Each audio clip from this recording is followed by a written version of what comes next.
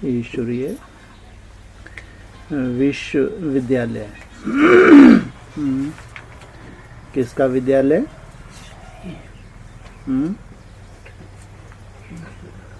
कौन पढ़ाता है?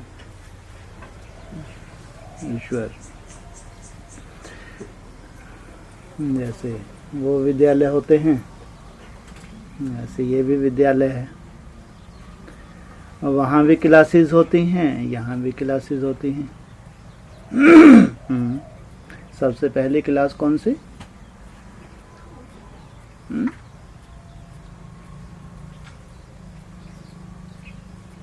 सबसे पहली क्लास कौन सी होती है यहाँ इस विश्वविद्यालय में?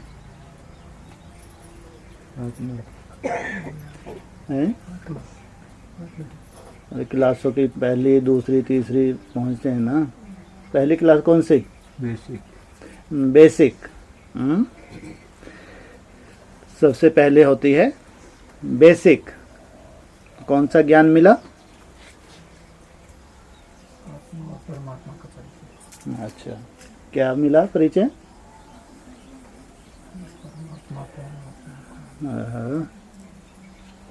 बेसिकली परिचय मिला कि मैं क्या हूँ? शरीर नहीं हूँ, आत्मा हूँ। और मेरा पिता कौन? परमात्मा, अति सूक्ष्म ज्योतिर्बिंदु स्वरूप शिव। आत्मा का पिता परमात्मा।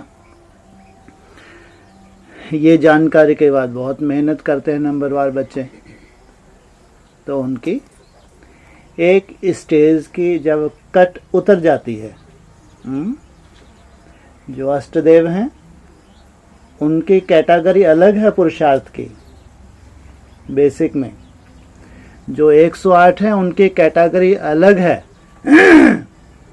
16,000 की कैटेगरी अलग है और प्रजा क्वालिटी की कैटेगरी अलग।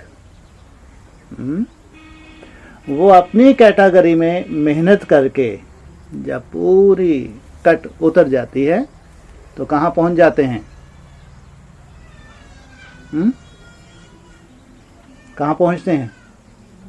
अरे बेसिकली कट उतरी तो कहाँ पहुंचे? एडवांस। हाँ, वहाँ परिचय मिला था, मैं आत्मा ज्योतिर्बिंदु स्वरूप, परमात्मा शिव ज्योतिर्बिंदु स्वरूप। एडवांस में क्या परिचय मिला?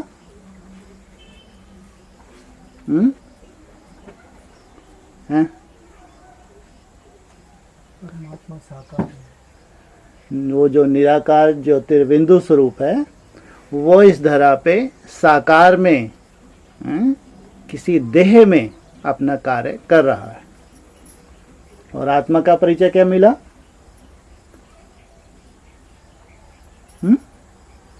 कोई परिचय नहीं मिला आत्मा का। एडवांस में कोई परिचय नहीं मिलता आत्मा का। आत्मा पाठधारी, ये तो बेसिक में भी मालूम था। कौन से धर्म विशेष की? हाँ, एडवांस में मालूम पड़ा कि शास्त्रों में तुम किस नाम रूप से जाने जाओगे, विश्व में किस नाम रूप से तुम्हारी पहचान सामने आने वाली है, या तुम कौन से धर्म से कनेक्टेड हो। इस्लाम धर्म है, बौद्ध धर्म है, क्रिश्चियन धर्म है, देवता धर्म है, संन्यास धर्म, आर्य समाज। मन बुद्धि सूक्ष्म हो जाती है।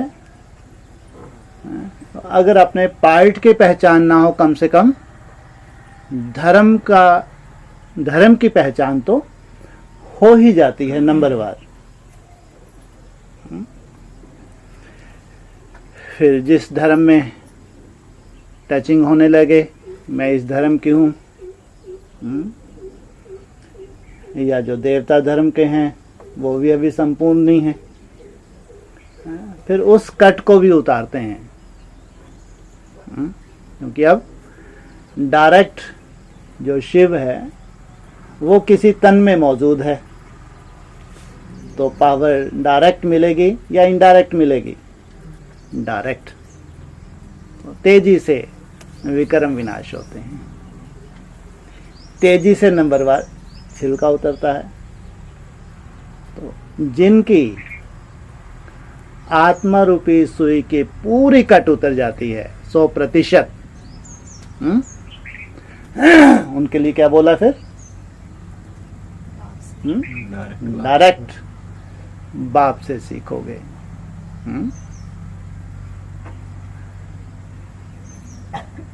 इसका मतलब सोने वालों को बाहर निकालो। चलो उठ के बाहर चल, उठ जा।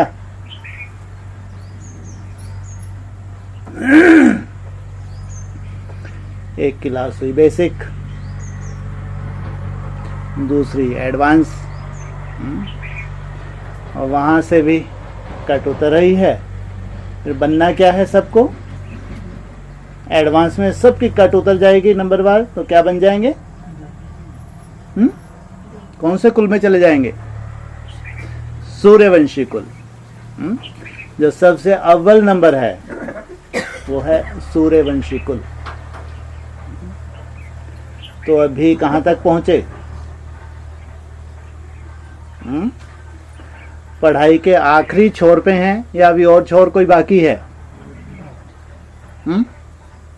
और बाकी है कोई क्लास आखिरी?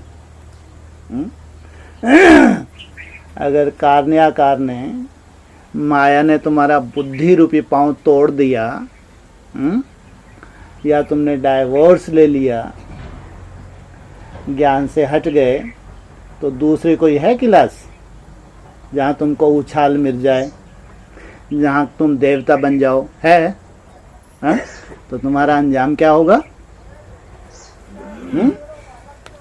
वापिस आओगे या कहीं और चले जाओगे? कौन सी लाइन में बैठोगे? मुरली में क्या बोला है? आगे चल के नंबरवार बिठाएंगे। नीच कैटेगरी के हो, डाइवोर्स लिया, बाप का साथ छोड़ दिया, तो नीचों को बाप अपने पास बिठाते हैं या दूर बिठाते हैं? वो नीच वापिस तो आते हैं, लेकिन एकदम पीछे, लास्ट में।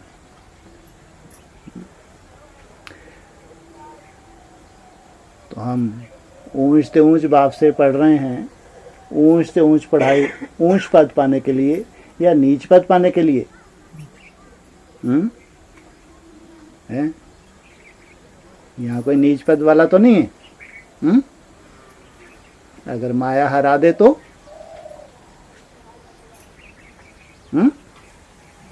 कैसे हराती है माया? कैसे हराती है माया? माया क्या है? बेसिक में भी तुमने पढ़ा माया क्या है। एडवांस में आए तो और सूक्ष्मता में माया के स्वरूप को जाना, या अभी और कुछ जानना बाकी है? हाँ, ये है, एडवांस में अगर गंदगी लपेटे हुए तुमने रखी है अपने ऊपर, और एक निश्चित समय के लिए छोड़ दिया, तो वहीं धक्के खाते रहते हैं, तो सूर्यवंशियों में कन्वर्ट हो नहीं पाते। तो कुछ ना कुछ मेहनत की है वहाँ, तो जो अव्वल नंबर सूर्यवंशी ग्रुप है वहाँ पहुँच जाते हैं। और वहाँ भी पूरी कट उतर गई क्या? अभी लास्ट स्टेज का पुरुषार्थ है। तो ज़रूर कुछ कमियाँ कमज़ोरियाँ हैं या नहीं हैं? नहीं है? है? अगर उन कमियों कमज़ोरियों को ध्यान नहीं दे रहे या ड्रामा के ऊपर छोड़ देते हैं कि अभी तो कोई संपन्न बना नहीं है, अभी तो 18 भी नहीं आया, तो जब 18 आएगा तब संपन्नता को धारण होंगे। पहले 8, फिर नंबरवार 108, तो तब तक तो ये कमी कमजोरी रहेगी।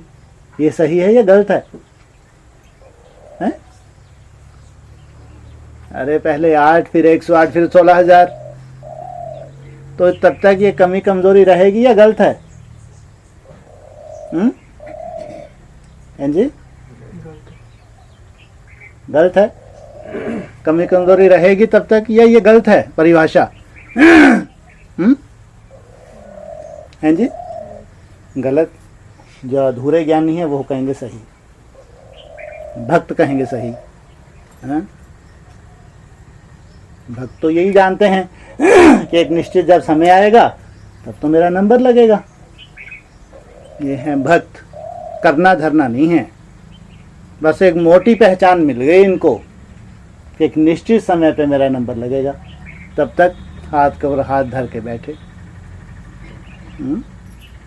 वहां भी कैटेगरीज हैं, 8 की भी कैटेगरी है, 100 की भी कैटेगरी है, 16,000 की भी कैटेगरी है, ध्यान रखना। उन कैटेगरीज में जो ट्रांसफर होने वाले हैं वो अभी से ये कभी ध्यान नहीं देंगे कि पहले 8 फिर 108 फिर 16,000 का नंबर लगेगा, नहीं। वो तो 8 के साथ साथ ही मेहनत करते हैं।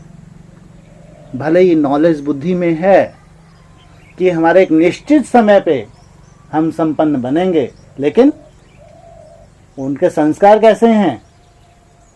बिल्कुल साथ साथ मेहनत करने के संस्कार हैं। तो इनकी कैटेगरी अलग है, जिनको बाबा ने अव्वल नंबर पुरुषार्थी बताया, श्रेष्ठ श्रेष्ठ पुरुषार्थी बताया।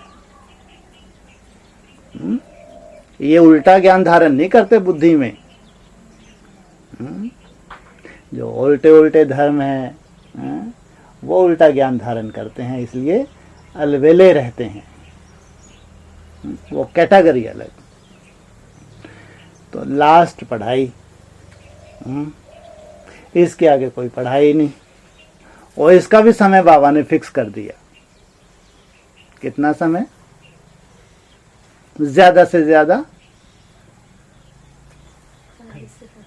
हैं जी 40 से 50, 10 वर्ष।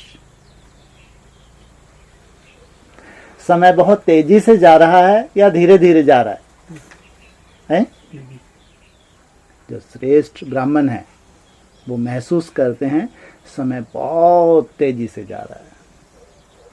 10 साल कैसे चुटकियों में निकल जाएंगे मालूम ही नहीं पड़ेगा उन श्रेष्ठ ब्राह्मणों को।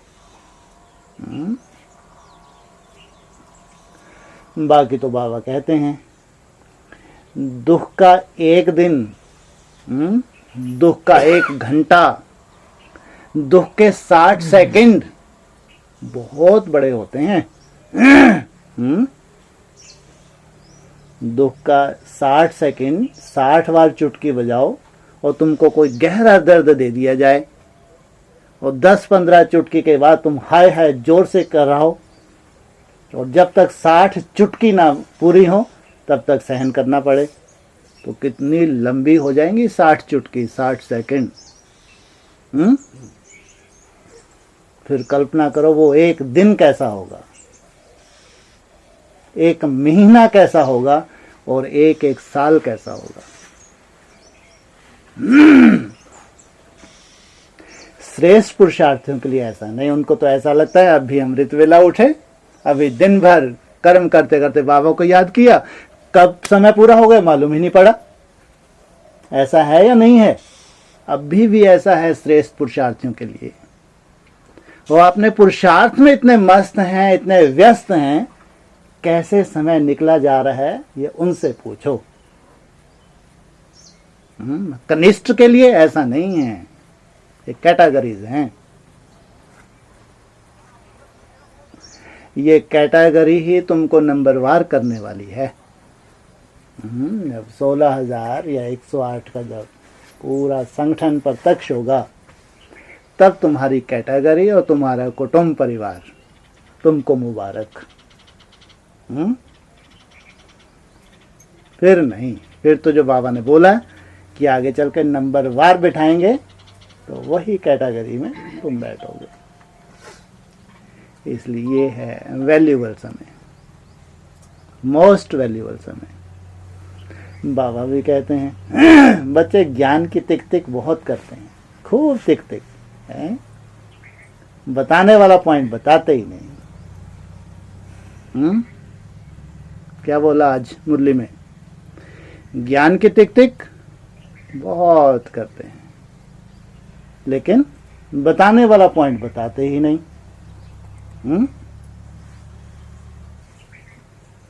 कौन सा पॉइंट नहीं बताते? कोई मम्मा के मुरीद, मम्मा माना, मम्मा माना ब्रह्मा, बड़ी माँ।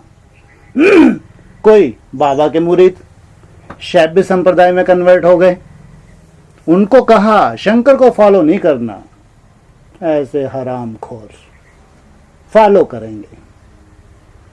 कोई मम्मा के मुरीद, कोई बाबा के मुरीद, शिव बाबा को कोई पूछता ही नहीं। ज्ञान की तिक तिक खूब करेंगे, बहुत बड़े ज्ञानी हैं, हमसे बड़ा कोई ज्ञानी नहीं है। फिर तुम्हारी दुर्गति क्यों हुई भाई? तुम इतने बड़े ज्ञानी हो, तुम्हारी दुर्गति होनी चाहिए या सदगति होनी चाहिए? तुमको कब्र में दफन होना चाहिए या राख बन के एकदम बीज रूप अवस्था में चले जाना चाहिए? हैं? क्या गति होनी चाहिए? कब्र में दफन होना चाहिए या राख? बाबा तो घोट घोट के बताते हैं, मुरलियों में भी घोट घोट के बताते हैं। सब ले निचली पूरी में किसको रखा? किसको बिठा दिया? ब्रह्मा को बिठा दिया सबसे नीचे। विष्णु को कहाँ बिठाया? बीच में। और सबसे ऊपर किसको रखा? देवदेव महादेव।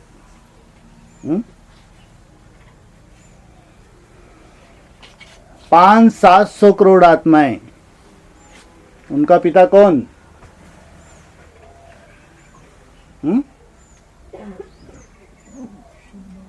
हैं जी? शिव बाबा। और मनुष्य आत्मा का पिता कौन? प्रजापिता। और शिव बाबा 500-700 करोड़ आत्माओं का पिता। हाँ? आत्मा और परमात्मा संबंध है या बिना संबंध के? हाँ? तो 500-700 करोड़ आत्माओं का पिता कौन? शिव बाबा कितने हैं? हैं? एक। अच्छा। कहते हैं शिव बाबा सदा इस धरा पे है। फिर जब द्वापर युग में आते हैं तो शिव बाबा की क्या कंडीशन बताते हैं? ज्ञान में रत रहता है। क्या गुल खिलाता है? द्वापर युग में क्या बताते हैं? मुरलियों में क्या बताते हैं? आजकल बहुत बोल रहे हैं। द्वापर में क्या गुल खिलाने लगता है? शास्त्र लिखता है। हाँ? आसन लगा के बैठ जाता है। और आगे बढ़ते हैं तो फिर क्या बताते हैं? कलयुग में रामायण लिखी तुलसीदास ने, तो ये कितने एक्टर हो गए? तो कितने एक्टर हो गए? व्यास कौन? व्यास कौन? मुरली नहीं सुनते? हाँ? व्यास मालूम ही नहीं? अरे ढेर की ढेर मुरलियां हैं, सब कोई भी मुरली उठा लो, ढेर हैं व्यास के ऊपर से मुरलियों जो ब्रह्मा के तन से चली हैं। व्यास किसके लिए बोला मुरली में? कृष्ण के लिए। सुना किसी मुरली में? मुरली में कृष्ण के, मुरली में ब्रह्मा के लिए बोला है। और यहां व्यास का बाप कौन? सुखदेव मुनि। जो शिव बाबा है सच्चा सच्चा सुख देने वाला है। वो है सुखदेव, सबको सुख देने वाला है। 500-700 करोड़ आत्मा को सुख देने वाला है। उसकी रचना वेद व्यास। तो ये शिव बाबा है। द्वापर युग में इतनी लाइट रही, पूरे शास्त्र लिख डाले, भागवत लिख डाली। हाँ? तो शिव बाबा एक हो गया या और भी हो गए? शिव बाबा कितने हो गए? कितने हो गए शिव बाबा? हैं जी? एक। अभी एक हुआ ही। जब पूरे जितनी भी मुरलियां भी आजकल चल रही हैं, जब द्वापर युग के बाद वेद व्यास का ही नाम लेते हैं और व्यास गद्दी भी चली और अपनी अपनी कथा कहानी लिखी है, या दूसरे की कथा कहानी लिख देगा। वेद व्यास रामचरितमानस की रचना करेगा या भागवत की रचना करेगा? कोई अंतर नहीं है दोनों रचनाओं में, कोई अंतर नहीं। क्या अंतर है? एक में कृष्ण के चरित्र हैं और एक में राम के चरित्र। तो अपनी अपनी कथा कहानी लिखी है, दूसरे की लिख दी। फिर तो भागवत में कृष्ण के चरित्र हैं या राम के? तो शिव बाबा हो गया, सदा इस धरा पे है। और उसका थोड़ा आगे बढ़ते हैं, फिर बताते हैं रामचरितमानस का भी बताते हैं, तुलसीदास का भी बताते हैं। तो वो चरित्र अलग है या एक ही है? एक ही है। अरे अगर अपनी अपनी कथा कहानी लिखी है तो चरित्र अलग है, एक है? ये तो एक और शिव बाबा हो गए। कोई मम्मा के मुरीद, कोई बाबा के मुरीद। शिव बाबा को कोई पूछता ही नहीं। शिव बाबा सदा ही इस धरा पे है। ये 9 लाख आत्माएं कहीं चले जाती हैं, ये 9 लाख आत्माएं कहीं चले जाती हैं। चलो छोड़ो 9 लाख को, 4.5 लाख कहीं चले जाती हैं। चलो छोड़ो, 8 बर्फ में दबेंगे हैं? दबेंगे तो सदा इस धरा पे नहीं है। नहीं है। नंबरवार तो हैं लेकिन सदा है या नहीं है?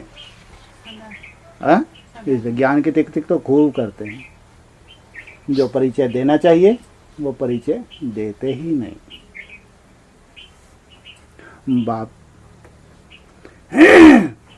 जो खास जिसने शिव नेत्र को धारण किया, अपनी भ्रुकुटी में गुप्त कर लिया,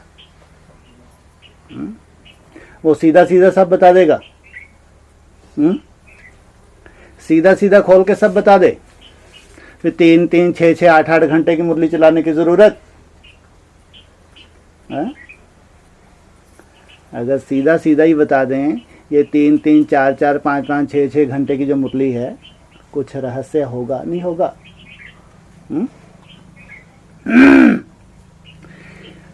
लास्ट क्लास है तो ज्ञान की परिभाषा भी लास्ट होगी। उसके बाद कोई ज्ञान की परिभाषा नहीं हो नहीं सकती। जैसे बेसिक पढ़ाई थी तो बेसिकली ज्ञान था, और आगे बढ़े तो हमारे धर्मों की हमको नॉलेज मिली। सूक्ष्म पुरुषार्थी हैं नंबरवार अष्टदेव, तो उन शास्त्रों में किस नाम रूप से जाने जाएंगे, उनको वो साक्षात्कार हुआ। लेकिन अपनी जब संपन्न लास्ट स्टेज में जाते हैं तो आत्मा रूपी सुई की पूरी कट उतरने के जब उतरने का टाइम आता है तो सामने कौन होता है? कौन होता है? शिव बाबा। 1 सेकंड में ब्रह्मासो विष्णु। 500-700 करोड़ आत्माओं का बाप कौन? अभी तो बताया, फिर भूल गए हैं जी? शिव बाबा। वो सामने पहले आए ही नहीं सामने। 2004 में सामने था नहीं था। NS नई दुनिया की सौगात तुम बच्चों को दी है, आना जाना करते हो ना? दी या वैसे ही बस योग में बैठे तो साक्षात्कार हो गए? सन्मुख देता हूं, या तुम अपने योग बल से पैदा हो जाते हो? नई दुनिया की सौगात सन्मुख दी तो ब्रह्मा सो विष्णु बने। अपना विष्णु रूप ज्ञान के आधार से मन बुद्धि में धारण किया, लेकिन संपन्न स्टेज विष्णु रूप धारण हुई। झाड़ के चित्र के ऊपर दिखाया है 700 करोड़ आत्माओं को अपने साथ लेके जा रहा है। कौन सा स्वरूप है? देवदेव महादेव। भक्ति मार्ग में भी एक कर दिया या अलग अलग बताते हैं? शिव और शंकर एक हैं या अलग अलग? एक। तो शिव बाबा का जो स्वरूप है देवदेव महादेव, वो है 500-700 करोड़ आत्माओं का पिता। जो झाड़ के ऊपर दिखाया है, सबको अपने साथ ले जा रहा है।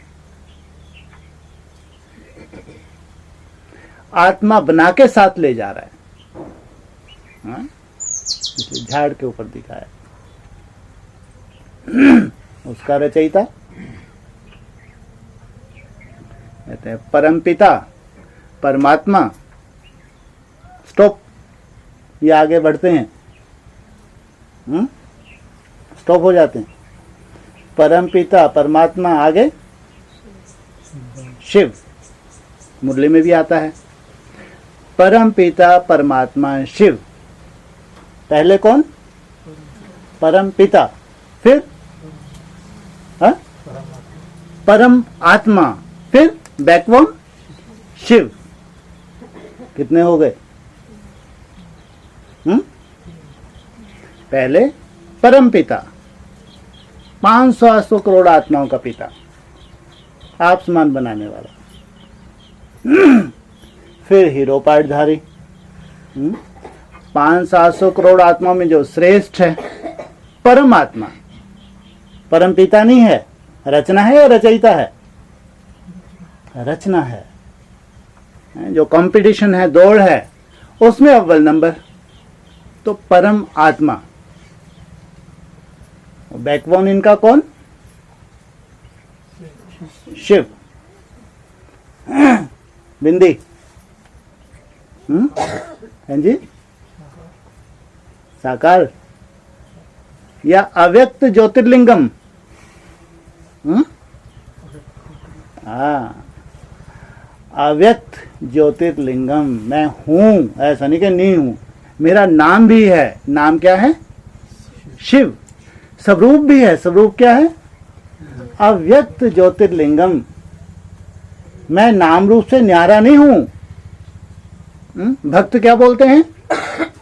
वो नाम रूप से न्यारा है। न्यारा हूं, मेरा नाम भी है और रूप भी है। तो रूप को इन आंखों से देखा जाता है या नहीं देखा जाता? देखा जाता है। जब तुम स्वरूप निष्ठ हो जाते हो तो तुम स्वरूप को देखते हो। क्या बन जाते हो? ब्रह्मा सो विष्णु। उसका जितना भी ज्ञान है पूरा कहाँ ट्रांसफर हो जाता है? कहाँ जाता है पूरा ज्ञान? तुम्हारे में समा जाता है। तुम मास्टर बन जाते हो, मास्टर ज्ञान के सागर बन जाते हो। सृष्टि का कोई भी रहस्य तुम्हारे से गुप्त नहीं रहता। साइंसदानों से गुप्त हो सकता है, बड़े बड़े तांत्रिक फांत्रिकों से गुप्त हो सकता है, बड़े बड़े ऋषि मुनियों से रहस्य गुप्त हो सकता है, लेकिन तुम्हारे से कोई भी रहस्य गुप्त नहीं हो सकता। इसलिए बाबा भी बार बार बोलते हैं, ज्ञान की टिक टिक टिक टिक बहुत करते हैं, लेकिन कोई मम्मा के मुरीद, कोई बाबा के मुरीद, शिव बाबा को कोई पूछता ही नहीं। क्योंकि आखिरी पढ़ाई है, आखिरी पढ़ाई में ट्रांसफर होना है, संपूर्ण ट्रांसफर होना है, तो संपूर्ण ज्ञान चाहिए या अधूरे ज्ञान से काम चले? संपूर्ण ज्ञान चाहिए। इसलिए आज बाबा ने पूरी कैसेट जो चलाई खास, उसमें बाबा के यही इंडिकेशन थे कि वो परिचय, जिस परिचय से आत्मा का संपूर्ण कल्याण हो जाए, वो है लास्ट।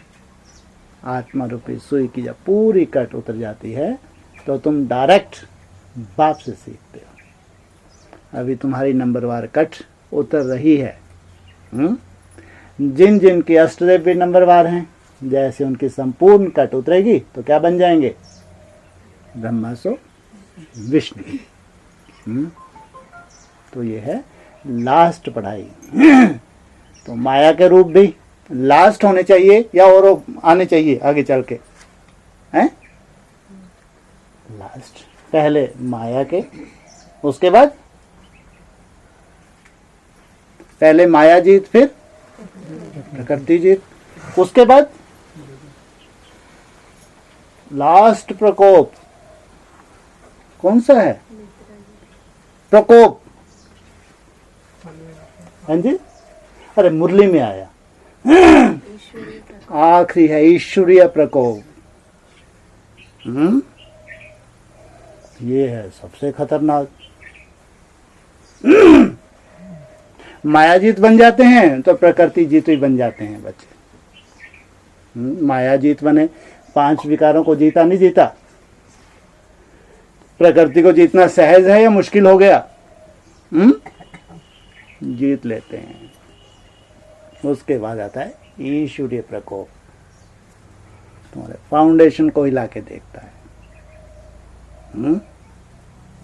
ईश्वरीय प्रकोप क्या है? ईश्वर गुस्सा हो जाता है। तूने 5 विकारों को जीत लिया, तूने प्रकृति को, आप मेरा थप्पड़ सहन कर, ऐसा है? ये ईश्वरीय प्रकोप क्या है भाई?